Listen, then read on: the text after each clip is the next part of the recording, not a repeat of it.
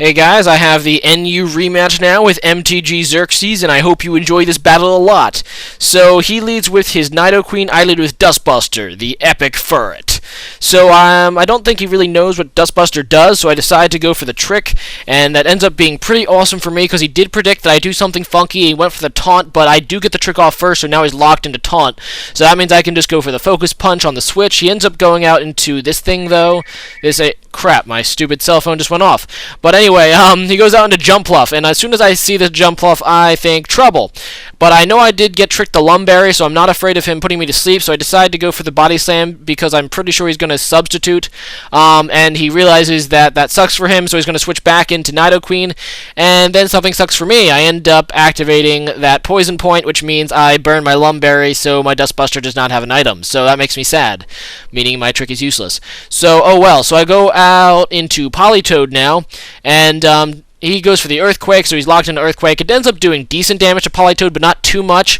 I thought he might switch back into Jump Bluff here to resist the Surf, but decided to go for the Ice Beam. Ends up being pretty bad for me because he does stay in, and I know Ice Beam's not going to kill, but I end up getting some stupid hacks, and I end up getting the Freeze, which is really stupid, and I'm really sorry about that. So I kind of predicted a switch here, so I go for the Hypnosis. He doesn't switch, so that's kind of meh, and now I'm just going to go for an Ice Beam to finish him off because I'm afraid if he unfreezes, that would be bad for my Politoed. So yeah, I go for the Ice Beam, and that's going to take down his Nido Queen, so an early advantage for me.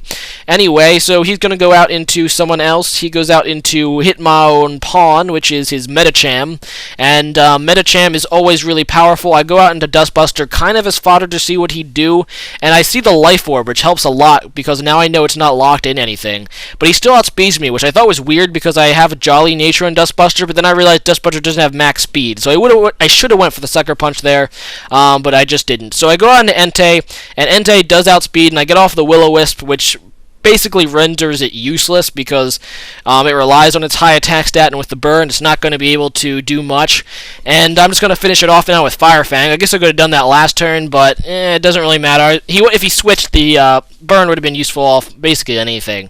So anyway, my Entei's looking pretty nice. He goes back out into his Jump Pluff, and I know he's going to put me to sleep.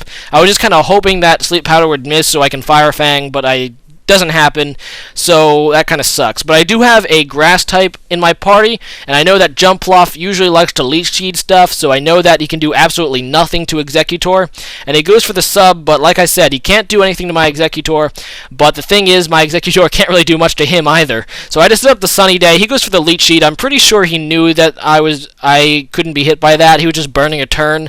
So now I'm pretty sure he's going to go for the Encore, so I go into Meganium, and that was a great play for me, because, yeah, this thing can't do anything to my Meganium either. So he goes out into Charizard, and I go back in Executor. Pretty decent switch for me. So I'm just going to go for the... What do I go for here? I go for the Sleep Powder to get that Charizard to sleep because that thing's a major threat to me right now. And he goes out into Executor. I end up missing the Sleep Powder. He goes for the Protect to burn a turn of Sun. And now I decide, I'm just going to pwn this thing with Solar Beam because there's no way this Electrode can probably live it. So yeah, I do nail that Electrode and it's dead.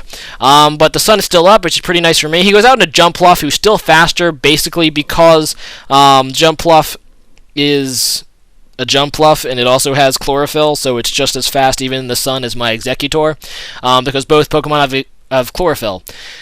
But as you can see, I don't have the Hidden Power Fire on this Executor. I have the Explosion, so my best move against this thing is Solar Beam. So as you can see, I really can't hurt this guy either. But I am able to break the sub before the sun goes away, so that's kind of good, I guess.